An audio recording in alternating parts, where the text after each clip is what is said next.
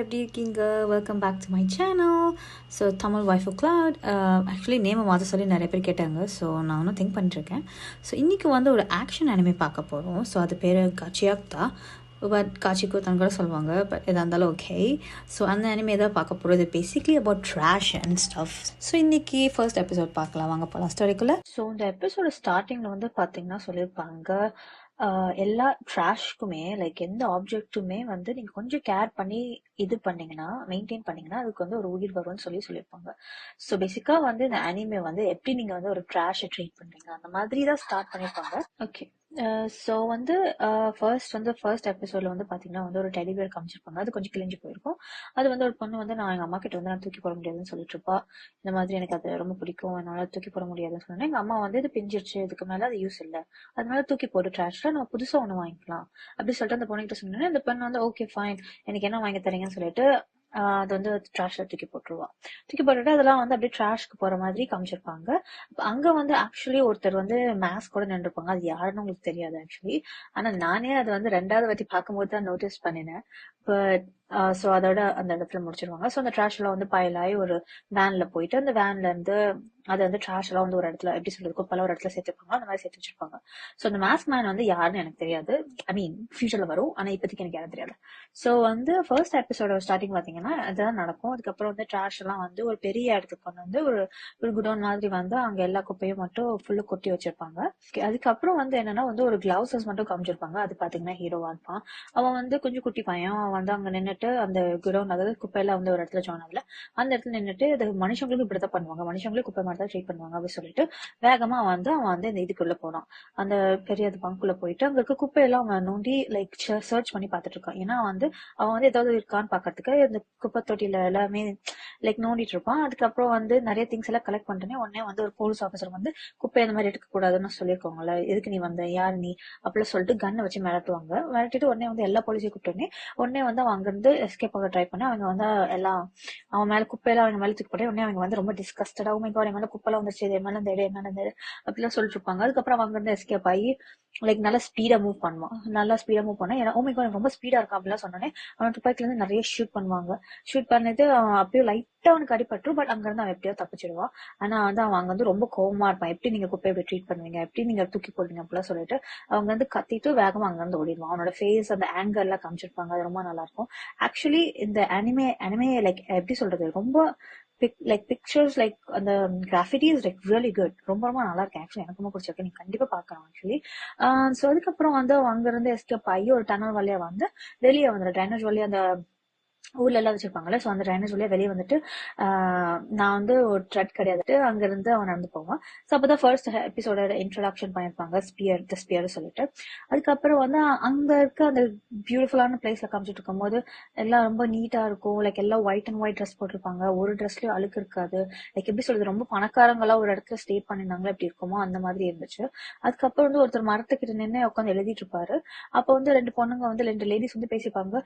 இன்னைக்கு யாரோ ஒருத்தர் குப்பை தொட்டிக்குள்ள வந்து நம்மளோட குப்பையெல்லாம் எடுத்துக்கிட்டாங்க போல, எதுக்கு யார் அப்படி பண்ணா அப்படி சொன்னேன். அந்த பொண்ணு வந்து அங்கதான் நிக்கிறாங்க பேச சொன்னதுக்கு வந்து எதுக்கு அவங்களோட செவத்துக்குள்ளேயே நிக்கலாம்ல, எதுக்கு நம்மளோட இடத்துக்குள்ள வராங்க, அவங்களுக்கு கொஞ்சம் கூட மேனஸ் இல்லையா அப்படிலாம் கொஞ்சம் அசிங்கமா கத்தி பேசுவாங்க. உடனே அவன் அப்படியே அங்க நடந்து போயிடுவான்.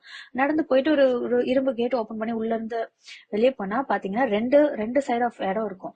ஒரு சைடு வந்து ரொம்ப ரொம்ப பியூட்டிஃபுல்லான ஒரு சிட்டி, நீட் எல்லாம் அழகா நீட்டா இருக்கும். இன்னொரு சைடு வந்து எப்படி சொல்றது, லைக் ரொம்ப பேடா, லைக் தமிழ்ல சேரின்னு நினைக்கிறேன். ஸோ அந்த மாதிரி ஒரு இடத்துலதான் இருப்பாங்க இவங்கெல்லாம். எங்க ட்ரெஸ் எல்லாம் ரொம்ப அழுக்கா இருக்கும், எங்களை பார்க்கவே முடியாது. லைக் ஒரு நல்ல வீடு கூட இருக்காது. எல்லாம் லைக் எப்படி சொல்றது, ரொம்ப புவர் இது மாதிரி காமிச்சிருப்பாங்க. அதுக்கப்புறம் வந்து ஹீரோ காமிச்சிருப்பான். வந்து ஹீரோ வந்து எடுத்துட்டு வந்த குப்பையெல்லாம் வந்து கிளீன் பண்ணி அதை சரி பண்ணிட்டு இருப்பான். உடனே வந்து ஒரு பொண்ணு சீவான்னு சொல்லிட்டு வந்து வந்து நீதான் மறுபடியும் போய் குப்பைன்னு உன்னை பிடிச்சாங்கன்னா உனக்கு பெரிய பிரச்சனை ஆயிடும், இன்னொரு வாட்டி அந்த மாதிரி பண்ணாது அப்படி சொல்லி மத்தவங்களோட பொருளை ஸ்டீல் பண்ணக்கூடாது அப்படின்னு சொல்லி அவ சொல்லுவா. உடனே அவன் சொல்லுவான், நான் யாரோட பொருளும் எடுக்கல, அவங்க வந்து அதை தூக்கி போட்டுட்டாங்க, அது சரி பண்ணி இன்னொரு வாட்டி அதுக்கு உயிர் கொடுக்கலாம், ஆனா அது யாரும் பண்ணவே இல்லை. ஆனா நான் அது பண்றேன் அப்படி சொன்னதுக்கு சிவா வந்து உனக்கு குப்பைனா ரொம்ப பிடிக்குமா என்ன அப்படின்னு சொன்னதுக்கு எனக்கு குப்பைனால ஒன்றும் பிடிக்காது, ஆனா எனக்கு எல்லாத்துக்கும் உயிர் கொடுக்க பிடிக்கும் அப்படி சொல்லிட்டு அவன் அது சரி பண்றப்ப அப்ப 3 பசங்க வந்து அவனை கிண்டல் பண்ணிட்டு வருவாங்க. ஓ மை காட், இவன் மேல ரொம்ப நாத்து அடிக்குது, சிவா எதுக்கு இவன் பக்கத்துல நிக்கிற, என்னால பக்கத்துல வரவே முடியல, அவ்வளவு நாத்து அடிக்குது இவன் மேல, முதல்ல அவன் கிட்ட இருந்து தள்ளி நெல்லு, முதல்ல அந்த கையை பாரு, அவன் கிளவுஸ பாரு, எத்தனை வருஷமா அதை போட்டுட்டு இருக்கானோ தெரியல, அப்புறம் குப்பையில இருந்து வேற பொறுக்கிட்டு வந்திருக்கான் அப்படி சொல்லிட்டு அவன் கஷ்டப்பட்டு ஒரு லைட்டை சரி பண்ணிருப்பான், அதை வேற எட்டி உதச்சிடுவாங்க. எட்டி உடைச்சிட்டு அவனை வந்து கிண்டல் பண்ணிட்டு இருப்பாங்க, அந்த மாதிரி அந்த கிளவுஸ முதல்ல தூக்கி போடு, பார்க்கவே கேவலமா இருக்கு, இது டிசீஸ் வந்தவங்க போடுற மாதிரி இருக்கு அப்படிலாம் சொல்லிட்டு சொல்லுவான். சிவா வந்து முதல்ல நீ அவங்கள பத்தி எதுவும் கண்டுக்காத அப்படிலாம் சொல்லிட்டு இருப்பான். உடனே வந்து இன்னொருத்தன் வந்து ஏய் நீ ஏன் இவன் கூட சுத்துறேன், இவன் வந்து ஒரு மேனியக்கோட பையன், ஐக்கியம் வந்து ஒரு கொலகாரனோட பையன், இவன் கிரிமினல்ஸோட பையன், அவன் கூட நீ சுத்தக்கூடாது அப்படிலாம் சொல்லிட்டு அவங்களை இது பண்ணிருப்பான். உடனே ஹீரோக்கு வந்து அவ்வளவு கோவம் வந்துடும், அவனோட கண்ணெல்லாம் பாத்தீங்கன்னா லைக் சூப்பரா எடுத்திருப்பாங்க. சோ அந்த கோவமா வந்து அவனை முறைச்ச உடனே அவங்க அங்க இருந்து பயந்து வேகமா ஓடி போயிடுவாங்க. அப்போ வந்து சிவா கிட்ட வந்து அப்ப வந்து அவன் வந்து சிவா கிட்ட வந்து அந்த திங்ஸ் எல்லாம் அப்படியே எடுத்துட்டு நான் ஒன்னும் சைக்கோ கிடையாது, அவங்க ஏன் அப்படி பண்றாங்க அப்படிலாம் சொல்லிட்டு சொல்லும் போது சிவா வந்து எனக்கு தெரியும் நீ அப்படிப்பட்டவங்க கிடையாது, நான் அவங்கள சொல்றதெல்லாம் கண்டுக்காத, நீ உன் அப்பா மாதிரி கிடையாது, நீ ரொம்ப நல்ல பையன், நீ யாரையும் கொல்ல மாட்ட அப்படிலாம் சொன்னானே உடனே அவளுக்கு ரொம்ப ஹாப்பியாது. அதுக்கப்புறம் அவனுக்கு வந்து ரொம்ப ஹாப்பியா தான். அதுக்கப்புறம் அந்த பொம்மையை பார்த்தோன்னே ஓ மை காட் அது ஒரு பப்பி தானே, அது எனக்கா எங்க இருந்து எடுத்துட்டு வந்து, ரொம்ப அழகா இருக்கு பார்க்க சொன்னதுக்கு ஐ மீன் நான் அதை விற்கிறதுக்கு ஒன்றும் வைக்கல, பட் உனக்கு வேணா நீ வச்சுக்கோ, அது சேல் கிடையாது அப்படி சொன்னோன்னே அந்த பொண்ணோட அம்மா வந்து இவன் கூட எல்லாம் பேசக்கூடாது சொல்லிட்டு அங்க இருந்து அவளை கூட்டிட்டு போயிடுவாங்க. அதுக்கப்புறம் அங்க இருந்து சோகமா வந்து நடந்து வீட்டுக்கு போயிட்டு இருப்பான். வீட்டுக்கு போய் உள்ள இறந்துடானே உடனே அவன் வந்து வீட்டுக்கு வந்தப்பா உள்ள வந்து காத்துனானே நான் வீட்டுக்கு வந்துட்டேன் யாரோ இருக்கீங்களா அப்படின்னு சொன்னானே ரெக்டோ வந்து அங்க செவத்துக்கிட்ட, அதாவது அந்த டர்ட்டி மேன் வந்து அங்க ஃபர்ஸ்ட் சீன்ல காமிச்சாங்களே அவன் வந்து அங்க நின்னுட்டு ஓ மை காட் நீ அவகிட்ட வளைஞ்சிட்டு இருக்க, பிடிச்சிருக்குன்னா தைரியமா சொல்லணும் அப்படிலாம் சொல்லிட்டு அவனை கிண்டல் பண்ணிட்டு இருப்பாங்க. உடனே அவன் வந்து ரெக்டோ நீ இந்த மாதிரிலாம் ஸ்பை பண்ணக்கூடாது அப்படின்னு சொல்லிட்டு அவன் கத்திட்டு இருப்பான்.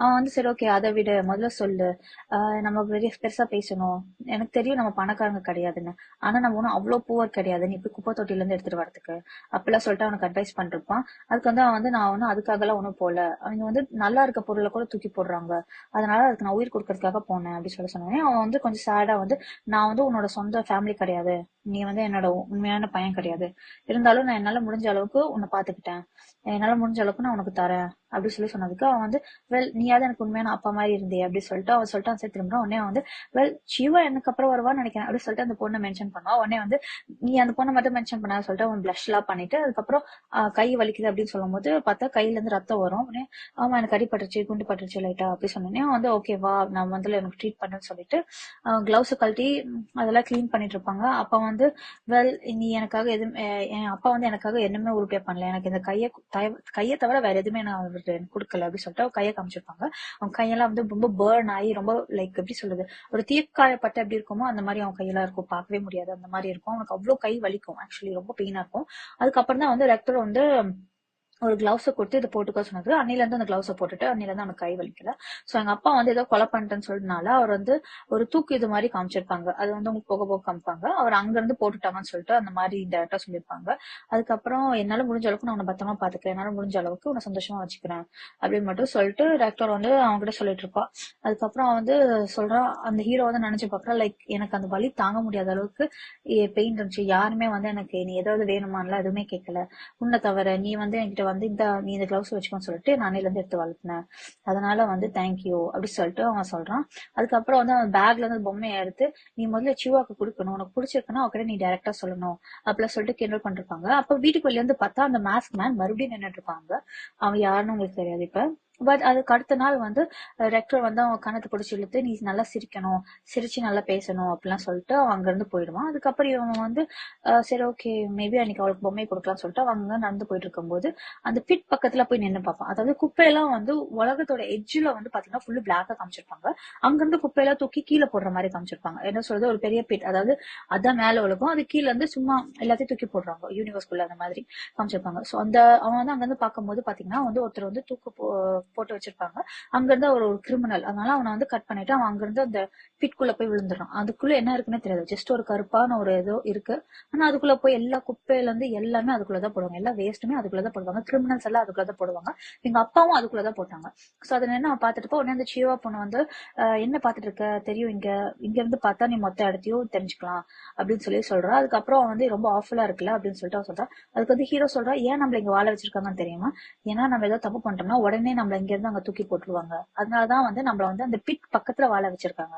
சோ நமக்கு அப்புறம் தான் வந்து அந்த பணக்காரங்க எல்லாம் அங்க மேல வாழ்றவங்க, நம்மள அபேண்டன் பண்ணிட்டாங்க அப்படி சொல்லிட்டு அவங்க பேசிட்டு இருந்தாங்க. என்ன எந்த தப்பு பண்ணாலுமே உடனே அந்த பிட்குள்ள போட்டுருவோம் அப்படி சொல்லிட்டு அவங்க 2 பேர் பேசிட்டு இருக்காங்க. உடனே வந்து அந்த பொண்ணு வந்து நீ வந்து உன் அப்பா மாதிரி கிடையாது, மறுபடியும் அதே திருப்பி சொல்லுவா.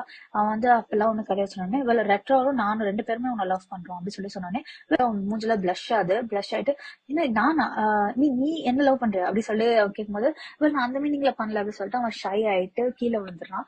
விழுந்தோடனே எந்திரிச்சோடனே அந்த பனியை வந்து அவனுக்கு கொடுக்குறான். அந்த பனியை வந்து சீவாக்கு இந்த மாதிரி எனக்கு நீ வச்சுக்கோ அப்படி சொல்லிட்டு சீவாக்கு கொடுத்துட்டு இந்த மாதிரி இதை பத்திரமா பாத்துக்கோ, இவன் வந்து கொஞ்சம் அழுக்கா இருந்தாலுமே இவனை வந்து தூக்கி போட்டுறாத, இவனை பத்திரமா பாத்துக்கோன்னு சொல்லிட்டு அந்த இதை கொடுத்தனே வந்து அவன் வந்து எனக்கு இந்த பனி ரொம்ப பிடிச்சிருக்கு, நான் ரொம்ப லவ் பண்றேன் அப்படி சொன்னே அவனுக்கு மூஞ்செல்லாம் பிளஷ் ஆயிட்டு அங்கிருந்து வேகமா ஓடி போயிடறான். ஓடி போயிட்டு வேகமா ரெட்டோ கிட்ட சொல்லலாம்னு சொல்லிட்டு வேகமா போயிட்டு இருக்கும்போது பாத்தீங்கன்னா அந்த போலீஸ்காரங்களை ஷூட் பண்ணிருப்பாங்களா அந்த மாதிரி ஆளுங்களாம் நடந்து போயிட்டு இருப்பாங்க. அவங்க மேல இடிச்சு கீழே விழுந்துருவான். விழுந்துட்டு வேகமா அங்க ஓடி போய் அவங்க கிட்ட இந்த ஹாப்பி நியூஸ் சொல்லலாம்னு சொல்லிட்டு உள்ள போய் பார்த்தா வெல்கம் ஹோம் அப்படி சொல்லிட்டு சொல்லுவான்னு பார்த்தா ரெட்டோ அவங்க உள்ள இருக்கவே மாட்டான். உள்ள யாரு இருந்தா பாத்தீங்கன்னா அந்த மாஸ்க் காய் அவன் தான் உள்ள இருந்தான். லைக் அவன் இந்த பையன் உள்ள போனோடனே அவன் உள்ள இருந்தான். அவன் வந்து ரெட்ரோ குத்தி கொண்டு இருப்பான். லைக் அவனோட செஸ்ட்ல நைஃப் எல்லாம் வச்சு அவனை கொண்டுட்டு இருப்பான். உடனே அவன் பார்த்து ஷாக் ஆகி அப்பயும் இன்னும் உயிரோட தான் இருப்பான். உடனே வேகமா வந்து அவனை இன்னும் குத்தி அவன் கூட சண்டை போடும் போது ஹீரோ கடிப்பட்டுரும். ஏன்னா அவன் இன்னும் கொஞ்சம் பவர்ஃபுல். ஓகே, சோ அங்கிருந்து அவனோட டைரி, அதாவது ரெட்டோட டைரியை எடுத்துட்டு அவன் அங்கிருந்து போகும்போது யார் நீ, எதுக்கு எப்படி போற, என்ன பண்ற அப்படிலாம் ஹீரோ கேட்கும் போது அவன் அங்கிருந்து வேகமா நடந்து போயிடுவான். வந்து ரெட்ரோ வந்து அடிப்பட்டு ரத்தத்துல இருக்கும் போது அவன் அங்க இருந்து ரூடு அப்படின்னு சொன்னேன். இப்பயே நீ இங்க இருந்து ஓடிப்போ அப்படி சொல்லிட்டு நான் வந்து யார் அது, நான் போய் யாராவது ஹெல்ப் கூப்பிடுறேன், உங்களுக்கு ஒன்னும் லைட்டா தான் அடிபட்டிருக்குன்னு சொன்னாங்க. அவன் வந்து ரூடோ அப்படி சொல்லிட்டு கத்தி டேமேட் ஓடு முதல்ல இங்க இருந்து வெளியே போ, இந்த உலகத்தை மாத்து, இந்த கேவலமான உலகத்தை நீ மாத்து அப்படி சொல்லிட்டு இந்த இடத்த ஒழுங்கா ஒருத்தர் வாழ்ற மாதிரி பண்ணு அப்படி சொல்லிட்டு கத்திட்டு அங்க இருந்து ஷர்ட்டை பிடிச்சிட்டு இது பண்ணுவான். உடனே ஹீரோ வந்து ரொம்ப அழுவும் போது பின்னாடி இருந்து பார்த்தா கன் ஃபயர் வந்து சுட்டுட்டு பார்த்தா அந்த போலீஸ்காரங்களா இவன் தான் கொண்டான்னு சொல்லிட்டு இவனை பிடிச்சி இவனை நல்லா அடிச்சு இது பண்ணிடுவாங்க. கன்னெல்லாம் பிடிச்சி அவன் வந்து இல்ல நான் கொல்லல, இன்னும் உயிரோடு தான் இருக்கான், அவனை ஹாஸ்பிட்டல் கொண்டு போங்க, இன்னும் சாகல சொன்னதுக்கு அவங்க எதுவுமே பண்ணல. அப்படியே வந்து ஹீரோ அங்கிருந்து தூக்கிட்டு போறாங்க. தூக்கிட்டு போய் அவனுக்கு அடிபட்டது, நான் அதெல்லாம் பண்ணல, நான் இது பண்ணல, நான் உள்ள வந்தோடனே பாத்துட்டேன், உள்ள உன்னோட கொண்டுட்டு இருந்தான், அவனை காமிக்கிறேன் சொன்னதுக்கு அந்த ஆளுங்களாம் வந்து இல்ல நீ வாய மூடு, நீ தான் தப்பு பண்ணன்னு சொல்லிட்டு அவனை அங்கிருந்து அடிச்சு தூக்கிட்டு போயிடுறாங்க. தூக்கிட்டு போயிட்டு சீவா பார்த்தா வெளியே நின்றுட்டு தான் இருப்பா. ஆனா அங்க போய் நின்றுட்டு அந்த கையில எல்லாம் கட்டி அவனை அங்கிருந்து பிட்ல தூக்கி போறதுக்கு எல்லாம் ரெடியா வச்சிருப்பாங்க.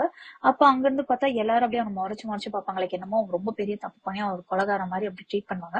இல்ல வேற ஒரு பாஸ்டர் வந்து படிச்சுட்டு வேற இருப்பாரு, இந்த மாதிரி நீ பண்ண சென்னுக்கெல்லாம் நீ உனக்கு டெட் பிட் தான் வேணும், நீ கீழே விழுகணும்னு சொன்னா எல்லாரும் வந்து okay sent to the bit அப்படி சொல்லிட்டு எல்லாருமே கத்துவாங்க, அவனை கீழே போடுங்க, கீழே தள்ளுங்க அப்படின்னு சொல்லிட்டு அவங்க எதுவுமே கேட்கவே மாட்டாங்க அவங்க கிட்ட. உடனே ஹீரோட ரேஜ், அந்த கோவம், அந்த ஃப்ரஸ்ட்ரேஷன், அந்த ரிவெஞ்ச் எல்லாமே அவங்க கண்ணுல காமிச்சிருப்பாங்க. அவ்வளவு பார்க்கவே பயமா இருக்கும். உடனே அவங்க எல்லாத்தோட மூஞ்சியும் பார்த்துட்டு நான் அவங்க எல்லாத்தையுமே இது பண்ணுவேன் அப்படி சொல்லிட்டு பார்க்கும்போது சீவா அங்க நின்றுட்டு இருப்பான். உடனே சீவா பார்த்துட்டு நான் கொலை பண்ணல அப்படி சொன்னதுக்கு அந்த பொண்ணு நீதான் கொலை பண்ண, நீ உங்க அப்பா மாதிரி இருக்க மாட்டேன்னு நினைச்சேன், ஆனா நீ கடைசியில அவன மாதிரி ஆயிட்டு உங்க அப்பா மாதிரி நீ ஆயிட்ட, ஒரு கில்லரோட சன் இன்னொரு கில்லர் தானே அவன் சொல்லிட்டு அந்த பொம்மையை அவன் கண்ணு முன்னாடி கீழே தூக்கி போட்டுட்டு அவ போயிடுறான். அதுக்கப்புறம் எல்லாருமே கத்துறாங்க, அவனை பிட்குள்ள தூக்கி போடுங்க அப்படி சொல்லிட்டு உடனே ஹீரோ வந்து அந்த கோவத்தோட எல்லாத்தையும் பார்த்துட்டு சிரிக்கிறான். சிரிச்சுட்டு பார்த்தா இன்னும் கொஞ்சம் ஜூம் பண்ணி பார்த்தா யார் நிக்கிறாங்க, அந்த மாஸ்க் காய் நிக்கிறான். அவன் வந்து நீங்க எல்லாரும் ஹெல்க்கு போங்க, நான் அவங்க எல்லாத்தையும் இது முடிச்சிடுவேன் அப்படிலாம் சொல்லிட்டு அவங்க மேல சாப விடுறான் ஹீரோ. அதுக்கப்புறம் பார்த்தா வந்து கீழே போடுற அந்த செகண்ட்ல பாத்தீங்கன்னா வந்து பின்னாடி வந்து பாத்தீங்கன்னா அந்த மாஸ்க் மேன் அங்க நின்று பார்ப்பான். உடனே ஹீரோ வந்து அவன் அப்படியே முறைச்சு பார்த்துட்டு இருக்கும் போதே ஹீரோ பிட்குள்ள தூக்கி போட்டுறாங்க. அவன் ஹீரோ வந்து பிட்ல இருந்து கீழே விழுறத அப்படியே காமிக்கிறாங்க. அவன் வந்து அவ்வளவு தூரமா போயிட்டே இருக்கு, ஒரு பிளாக் ஹோல்குள்ள வந்து ஒரு வார்ம் ஹோல் மாதிரி, லைக் எப்படி சொல்றது, ஒரு வார்ம் ஹோல்குள்ள போற மாதிரி அவன் கீழே போயிட்டே இருக்கான். லைக் அவனுக்கு வந்து அவனை வந்து எப்படி காமிச்சிருப்பாங்கன்னா அவ்வளவு ரேஜ், கோவம், அப்படி எல்லாத்தையும் நான் கொலை போறேன், நான் எல்லாத்தையும் கொலை போறேன், நீங்க எல்லாரும் செத்தீங்க அப்படிலாம் சொல்லிட்டு அவன் அப்படியே மேல இருந்து கீழே விழுவா. லைக் எப்படி ஏரன் வந்து கத்துவான்ல அந்த மாதிரி மேல இருந்து கீழே விழுந்து காமிச்சிருப்பாங்க. அதுக்கப்புறம் எதுவுமே காமிக்க கொஞ்சம் பிளாக்கா காமிச்சிருப்பாங்க.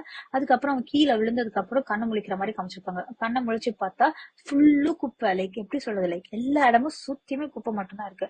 நான் ஒன்னும் உயிரோட தான் இருக்கு அப்படி சொல்லிட்டு பார்த்தா அவனால மூச்சே விட முடியல. ஏன்னா அவ்வளவு நாத்தம் அடிக்குது. ஏன்னா எத்தனை வருஷமா வந்து குப்பையை மட்டும்தான் அங்க கொட்டியிருக்காங்க. கீழே வந்து ஒரு லேண்ட் இருக்குன்னு யாருக்குமே தெரியாத மாதிரி குப்பையை மட்டும்தான் தான் கொட்டியிருக்காங்க. அவ்வளவு குப்பை இருக்கு. அதுக்கப்புறம் பார்த்தா குப்பையெல்லாம் நகருது. அவனுக்கு வந்து என்ன நடக்குதுன்னே தெரியல. அப்புறம் பாத்தீங்கன்னா ட்ராஷ் பீஸ்ட், லைக் குப்பையெல்லாம் சேர்ந்து ஒரு பீஸ்ட் மாதிரி காமிச்சிருப்பாங்க. அதோட வந்து அவன் வந்து என்ன நடக்குது, இதை விட வெறும் ஆஃபுல்லா எதுவுமே இல்ல, இது வந்து குப்பை ஒரு பிட் மட்டும் கிடையாது, இது வந்து ஒரு பியோர் ஹெல், ஒரு பியோர் நரகம். இது இங்க இருந்து நான் எப்படி தப்பிப்பேன் அப்படின்னு சொல்லிட்டு அவன் பாக்குறான். அந்த பீஸ்டோட காமிச்சு அந்த இது முடிச்சிடுறாங்க. ஸோ உங்களுக்கு இந்த அனிமே பிடிச்சிருக்கு நான் நம்புகிறேன். இது ஆக்சுவலி ரொம்ப ஒரு இன்ட்ரெஸ்டிங்கான ஒரு அனிமே தான். ஸோ ப்ளீஸ் ஸ்டோரி கண்டினியூ பண்ணுங்கள். ஏதாவது கிரிட்டிசிசம் இல்லை ஏதாவது நியூ அனிமே உங்களுக்கு நான் பேசணும் நான் இருந்தாலும் சஜஸ்ட் பண்ணுங்கள், கண்டிப்பாக பண்ணுறேன். And then thank you so much for வாட்சிங். Please like share and comment பண்ணுங்கள்.